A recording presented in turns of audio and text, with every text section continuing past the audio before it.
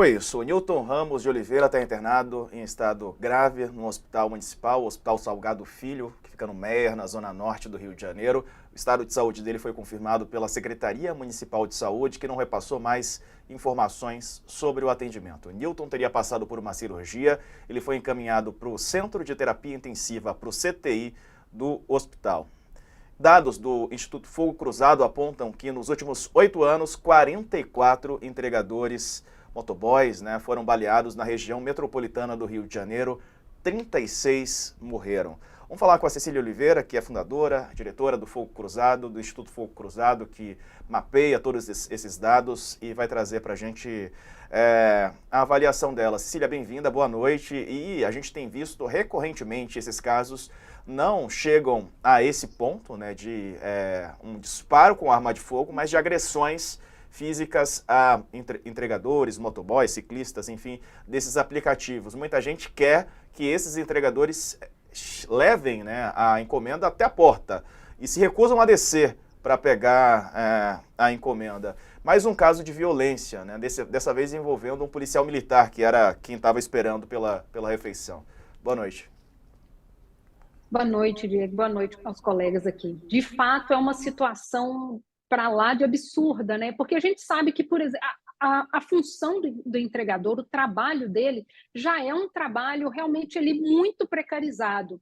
Então, além de você ter todos esses problemas que são ali da alçada trabalhista, você tem esse problema crônico, que é a violência, Que, como você mesmo mencionou, tem atingido aí um entregador a cada 2 meses nos últimos anos. Esse número, ele não deveria ser inadmissível.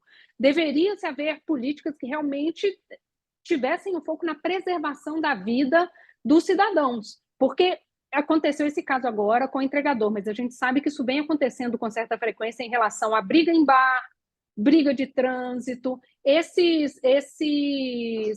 tipo de violência que é decorrente das relações sociais, E não deveria ser assim. Você mencionou essa questão de que o policial militar não quis descer da sua casa para poder buscar o lanche lá embaixo, mas aí, quando foi para poder atirar no entregador, ele foi atrás, Então, a gente vê também que tem essa relação aí da provocação, da ira, de querer botar a banca de a mim você tem que entregar, a mim você tem que servir. Então, tem todas essas variáveis aí para a gente analisar e ver onde é que isso pode acabar.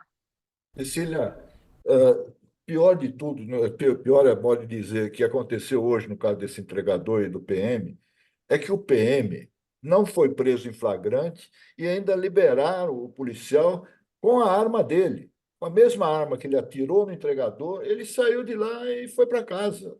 Quer dizer, como é que pode uma coisa dessa, com tanta gente vendo ali, Sabe, outra coisa que a senhora tocou já, eu queria completar, ele não tem registro de trabalho, não tem direitos trabalhistas, não tem plano de saúde. Como esse entregador vai sobreviver? Se ele sobreviver na UTI, como é que ele vai viver? Como é que ele vai se tratar, vai se cuidar? Quem vai cuidar dele? São 2 bons pontos. Esse do policial, ele se apresentou na delegacia, ele disse que foi ameaçado, que ele respondeu a uma ameaça, que foi uma legítima defesa, e como a gente vê, isso não é verdade, o entregador não estava armado e nada disso foi levado em consideração. Então, o que a gente pode pensar é que o policial tem toda ali a confiança de que ele não será punido. E a gente vai ter que dar razão para ele tem que estar confiante mesmo, porque o que a gente viu é exatamente isso, ele não foi punido, ele saiu ali da delegacia tranquilamente. Agora, em relação a essa questão dos direitos trabalhistas, realmente é uma coisa que a gente precisa pensar. A gente sabe que está sendo debatida agora, as relações trabalhistas com aplicativos que têm entrega e que têm transporte, e a gente sabe que esse tipo de situação, infelizmente, ocorre com certa frequência. A gente já viu, esse é um caso aí que tem um tiro, mas a gente já viu casos de acidentes de trânsito gravíssimos e onde o motorista ou o entregador não teve também nenhum tipo de suporte. Então, a gente precisa pensar também do ponto de vista do trabalhador, de como que ele vai ser assegurado disso? Porque ele estava a serviço, ele estava trabalhando. E estava seguindo uma determinação da própria empresa, que é de não subir. Tá? O entregador não tem que subir, ele tem que entregar na portaria. Quer dizer, o policial estava completamente errado. Nesse caso, eu acho que tem que haver alguma coisa em relação à polícia. Nesses casos, a pessoa ser afastada do cargo, sumariamente afastada do cargo. Foi em flagrante, atirou num cidadão em flagrante errado e tem que ser afastado do cargo. Agora, eu pergunto, não sei se a senhora está acompanhando esse caso da lei que o governo mandou para o Congresso sobre os trabalhadores de aplicativo. A senhora acha que ela resolve de alguma forma o problema desses trabalhadores de aplicativo?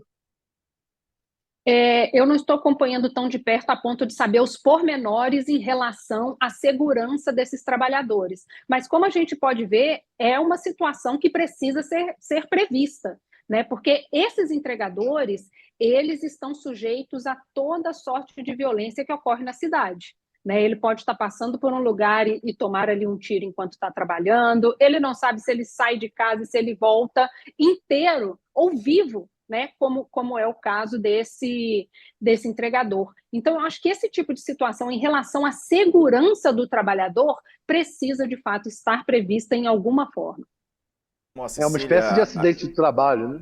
Pois é, e a Cecília, sem dúvida. O Fogo Cruzado mapeou 44, né, Cecília, baleados na região metropolitana do Rio de Janeiro nos últimos 8 anos, que é o recorte, né, na segurança e tal, é o recorte que o Fogo Cruzado analisa. E eu quero aproveitar a sua experiência, Cecília, para trazer um outro caso que ganhou destaque no Rio de Janeiro nos últimos dias. Acabou de sair uma novidade sobre aquele advogado que foi baleado à frente do prédio da OAB, no centro do Rio de Janeiro. O PM suspeito, quer dizer, outro PM, né, suspeito de envolvimento na morte do advogado no Rio de Janeiro, se entregou para a polícia. Tinha até uma tentativa toda de colocá-lo na Alerj, não deu certo, porque a informação veio à tona, e o cabo da PM, Leandro Machado da Silva, suspeito de envolvimento no assassinato de Rodrigo Crespo, se entregou à polícia. O policial compareceu à delegacia de homicídios da capital. Mais cedo, a Polícia Civil do Rio também prendeu César Daniel de Souza, ele também é suspeito de envolvimento. Souza era assessor da Alerj, ele sim, e foi exonerado na última quinta-feira. Eduardo, outro suspeito, assumiria o cargo, quer dizer, muitos ali com possíveis passagens pela Alerj, ou então uma tentativa de colocá-los numa outra posição. Um suspeito ainda está foragido, e uma operação realizada ontem para prender Eduardo Moraes e Leandro Silva. E aí a gente está vendo a foto do preso por suspeita de envolvimento na morte de um advogado, né, do advogado que a gente está destacando essa morte há alguns dias. E mais um PM, né, Cecília, o que chama a atenção é a participação de policiais militares em crimes aí no Rio. Infelizmente, Diego. E é bom pontuar que assim, a gente vê esse tipo de crime acontecendo com certa frequência, e esse crime aconteceu ali em frente à OAB, super próximo do aeroporto, o centro mesmo da cidade, né? O que nos mostra, e aí a gente toca de novo nessa questão, a certeza da impunidade, tão tranquilos. E, como você bem mencionou, essas relações com a Alerj, eles se fiam também nesse tipo de relação, que é a relação política, que pode ligar na corregedoria, que pode ligar, acionar os seus contatos e dizer, olha aqui, vamos aliviar isso, essa questão aqui. E isso ocorre com certa frequência. A gente tem Vai me falar aqui que quando você disse assim, do tipo, dá até um déjà vu do tipo, opa, já vi esse tipo de situação. Um PM maltando alguém, um PM na Alerj. Então, assim, infelizmente, são situações comuns no Rio de Janeiro, esse tipo de crime, né? E a gente, inclusive, vê que são crimes que ficam sem solução, como foi o caso de Marielle Franco. Então, assim, ficam sem solução e fica por isso mesmo. Então, esse tipo de confiança que esses policiais têm de cometer um crime à luz do dia, na região central da cidade, assim, por que é que eles temeriam, se de fato não acontece nada? Não tem mesmo que temer. E esse é que é um dos nossos problemas, né? Porque aí, se vocês estão acompanhando as notícias, vocês vão ver que o emaranhado é aquele emaranhado de sempre. Política, polícia, jogo do bicho. Então, assim, milícia. é o mesmo enredo de sempre. Esse aí é ligado ao jogo do bicho, ligado à milícia, e já tinha nas costas dele, eu acho que 2 crimes. Um assassinato, inclusive. Então, e estava ali, tá solto. Está solto, está trabalhando para político, como trabalhavam aqueles que trabalhavam para assessores do Flávio Bolsonaro, do Bolsonaro, todos ligados a essa. Existe uma força no Rio, um poder no Rio, que é a polícia bandida. E é um poder grande, enorme, tão poderoso quanto o Estado, que faz a polícia, que dialoga e está no mesmo pé do tráfico, do crime organizado. Então é uma loucura. Esse caso aí, ou você entra rachando ou não resolve mais. Exato, é muito difícil. Posso até te complementar aqui uma coisinha que reitera o que você disse, Thales. No Fogo Cruzado, a gente elaborou um mapeamento, que é isso, a gente mapeou a ação de todos os grupos armados que agem no Rio de Janeiro nos últimos 15 anos.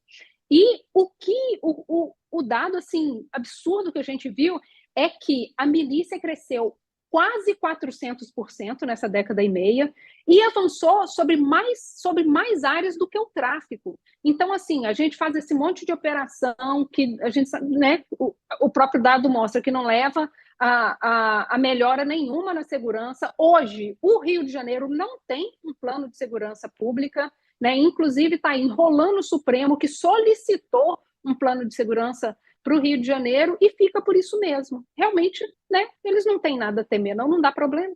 Cecília, deixa eu fazer uma pergunta bem rápida para você. Nesse teu trabalho, você não tem medo de ser a próxima vítima no fogo cruzado do Rio de Janeiro, por tudo que você faz e fala? Você não teme?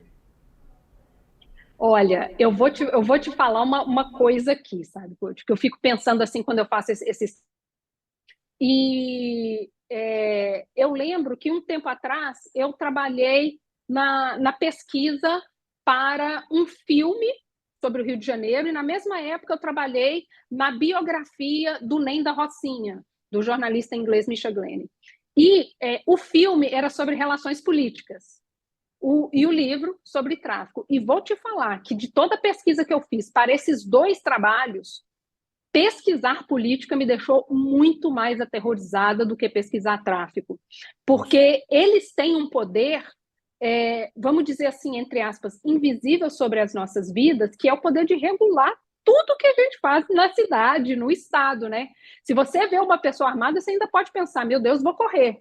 Mas o poder da caneta me assustou muito mais do que as outras coisas que eu li. Então, assim, eu enxergo esse medo e esse susto como uma coisa boa, no sentido de que ele te deixa alerta, né? Te deixa consciente de onde você está indo, o que você está fazendo, onde você está pisando. Mas, de fato, é assustador. É assustador. Então, esse medo é um pouco que constante, de fato. É isso aí. Cecília Oliveira, obrigado, viu, pela participação. Parabéns pelo trabalho a vocês todos aí do Instituto Fogo Cruzado. Até uma próxima. Muito obrigada.